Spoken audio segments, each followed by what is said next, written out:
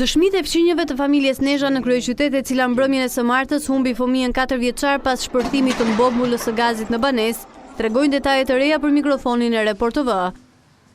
Po, unë nxora fëmin. Se e la këtu divan, unë e kapa nga divani, vrap nga përtym, nga përflak, dola rash poshtë. Fëmija i vogël ka thirrë këtu. Teta servete, hajde, shpejt. Më njëherë, i thirë unë e kësaj, dolem, kështë një flaka. Ai si duket, nga këtu, ka shkuar, ka dalë në balkon. Ai balkoni është kon me vetratat mbyllura, edhe ka met. Kjo është shtëpia e Amarildo Nezhës, e djegur mbrëmjen e djeshme për shkak të shpërthimit të gazit në banesën e tij. Ktu, në këtë vend, sipas dëshmive të banorëve, policia dhe zjarfikësit kanë gjetur pa jetë edhe trupin e fëmijës 4 vjeçar. Kryefamiljari Amarildo Nezha, i cili pas zjarrit nga dyqani që familja ka përballë pallatit u ngjit për të shpëtuar djalin të cilin e pa teksa kërkonte ndihmë në balkon, por pavarësisht tentativave pafund për të futur mes flakëve, nuk arriti ta shpëtonte dot fëmijën. Kish burrë kam tentuar në 5 herë nga këtu.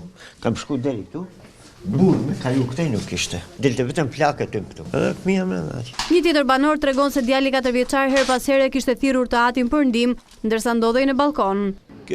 Zbrita dhe tentova të fusja tek shkallët.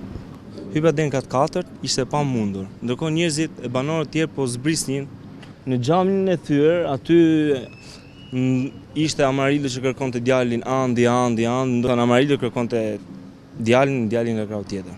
Banorët shprehin se zjarfikësia ka mbërritur rreth 20 minuta me vonesë, ndërkaq pallati ku ndodhet apartamenti i djegur ndodhet thuajse në një labirint rrugësh të ngushta dhe të paemërtuara.